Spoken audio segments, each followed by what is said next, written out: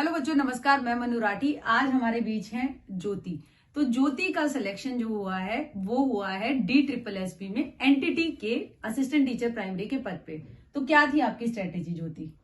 मेरी स्ट्रेटेजी सबसे पहले किसी भी एग्जाम को देने की ये होती है कि आप जब भी कोई एग्जाम देने जाएं तो आपका एक टारगेट होना चाहिए कि मेरा फर्स्ट अटेम्प्ट ही मेरा लास्ट अटेम्प्ट है।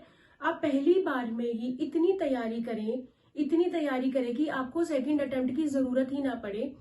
आज के टाइम में कंपटीशन बहुत ज्यादा है और हर कोई बहुत इंटेलिजेंट है। मतलब हम ऐसा नहीं कह सकते कि वो वीक है या मैं ज्यादा इंटेलिजेंट हूँ। नहीं, हमें इतना पढ़ना है कि एक ही बार में हम सब कुछ क्लियर कर सके। आपने तैयारी पार्ट ए और पार्ट बी की कैसे की थी? पार्ट बी के लिए मैंने बेसिकली SK मंगल से तैयारी की थी और जैसे ही मेरा कोर्स कंप्लीट हुआ था तो मैंने खुद से काफी नोट्स बनाए थे लाइब्रेरी जा जाकर। और मैं इंग्लिश मीडियम से पढ़ी थी तो मेरे नोट्स काफी हेल्पफुल थे। कुछ मेरे टीचर्स भी थे जिन्होंने मेरे को थोड़ा सा गाइड किया कि ये बुक बेटर है, ये बुक बेटर है। पर पर्सनली मुझे ऐसा लगता है कि सारा सिलेबस SK मंगल में हमें मिल जाता है।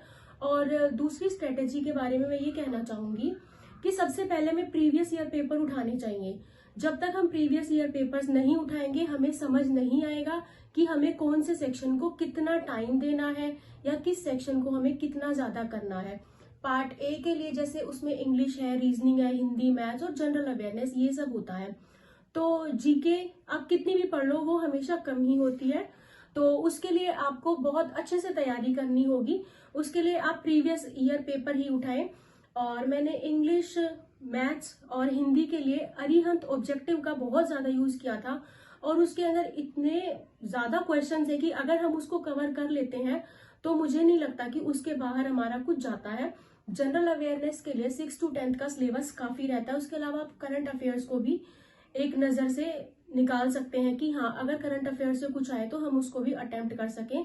और दूसरी चीज मैं करंट अफेयर के लिए ये कहना चाहूंगी कि जैसे मान लीजिए हमारा पेपर फेब में है, डेट जनवरी में रिलीज हुई, तो बच्चे करते हैं कि वो जनवरी फरवरी के ही कंटेंट पे लगे रहते हैं। तो देखिए, अगर पेपर की डेट डिसाइड हो चुकी है तो एग्जामिनर फेब वाले करंट अफेयर्स तो क्वेश्चंस में डालने से रहा, तो हमें टिल दिसंबर तक का करंट अफेयर एक साल का देखना होता है। और if you have a lot of time then you can go to January also, but February is I don't think कि वो अप्रोप्रिएट होगा आपकी तैयारी के लिए। अच्छा, तो असिस्टेंट टीचर नर्सरी का पे स्केल कैसा रहता है और उसके बाद आगे?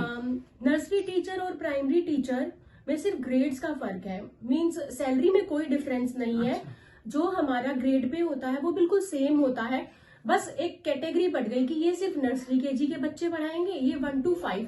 अब जो न्यू एजुकेशन पॉलिसी हमारी आई है उसके according entity teacher 2nd class तक के बच्चों को पढ़ा सकता है। हाँ जी, उसको ले सकता है। बाकी सैलरी में कोई डिफरेंस नहीं है, सेम है। और पहले एनटीटी टीचर्स को प्रमोशन नहीं मिलता था, लेकिन कुछ टाइम पहले ही एनटीटी वाले भी इक्वली एलिजिबल है प्रमोशन के लिए।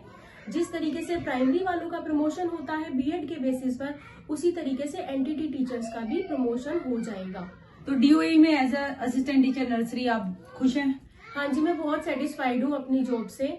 और मेरी जॉब ने मुझे बहुत इंडिपेंडेंट बनाया है और जॉब हमें बहुत कुछ सिखाती है। हम जहाँ भी जाते हैं हमें जितना ज्यादा एक्सपोजर मिलता है लोगों का, काम का, टीम का, हम उससे कुछ ना कुछ सीखते हैं। हम जीवन पर्यंत सीखते ही रहते हैं। तो मैं अपनी जॉब से बहुत सेटिस्फाई हूँ। तो कोई तैयारी करना चाहे तो आप उसके लिए क्या बताएंगे? अगर कोई तैयारी करे तैयारी के लिए मैं यही कहूंगी कि आप पहली बार में ही उसको क्रैक करने का पूरा रखें कि पहली बार में ही निकल जाएगा। जैसा कि हमारी मन्नू मैडम है, ये मेरी काफी अच्छी फ्रेंड है, बहुत सालों से मेरी बेस्ट फ्रेंड रही है। तो मैं ये कहना चाहूंगी कि आप इनका कंटेंट भी देखेंगे तो वो बहुत हेल्पफुल है हमारे लिए। और सेकेंडली मैं स्ट्रेटेजी के लिए ये कहूंगी कि टाइम मैनेजमेंट होना बहुत जरूरी है। कई बार हम सिर्फ एक ही पार्ट के पीछे रहते हैं और हम बाकी वाले सेक्शन को नहीं देखते। दोनों पार्ट की इक्वल इंपॉर्टेंस है, तो आप टाइम का मैनेजमेंट करके चलिए। जिस सेक्शन में आप वीक है उस पर आपको थोड़ा ज्यादा ध्यान देना होगा। और दूसरा मैं ये कहना चाहूंगी कि जितना आप पढ़ चुके हैं उसको आप साथ के साथ रिवाइज करते रहिए, सो दैट वो आपको अच्छे से याद हो जाए। क्योंकि लास्ट टाइम पे हमारे पास इतना टाइम नहीं होता कि हम सब कुछ एक साथ पढ़ पाए। थर्डली मैं ये कहना चाहूंगी कि जैसे कि इसके अंदर नेगेटिव मार्किंग भी होती है, तो आप उन्हीं क्वेश्चंस को अटेम्प्ट करिए जिसपे आप 100% श्योर है। और कुछ क्वेश्चंस ऐसे होते हैं जो हमने पढ़े हुए होते हैं, तो हमें लगता है कि ए भी ठीक है, बी भी ठीक है, उसके लिए आप थोड़ा सा रिस्क ले सकते हैं। लेकिन जिसमें आपको बिल्कुल भी आंसर का आइडिया नहीं है तो उसको अनअटेम्प्टेड ही छोड़ दें।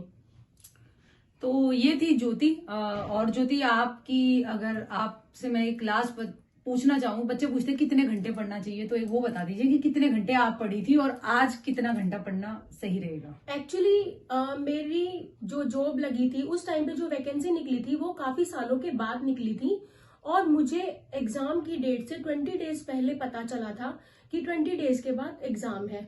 तो मेरे पास जो था 20 डेज का ही टारगेट था कि जो करना है 20 दिन में ही करना है, और मुझे ये था कि मुझे इसी राउंड के अंदर अपनी जॉब पक्की करनी है। तो मेरी तैयारी उसके हिसाब से थी। मेरा पूरे दिन में सिर्फ पढ़ने का काम होता था, पढ़ने के अलावा मेरा कोई काम नहीं होता था।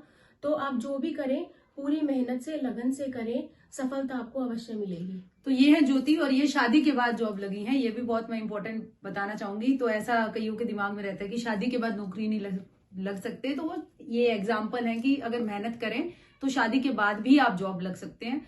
तो और किसी को कोई कमेंट या कोई जानकारी चाहिए तो ज्योति को मैं पहुंचा दूंगी, आप वीडियो के नीचे कमेंट कर सकते हैं। Thank you. Thank you.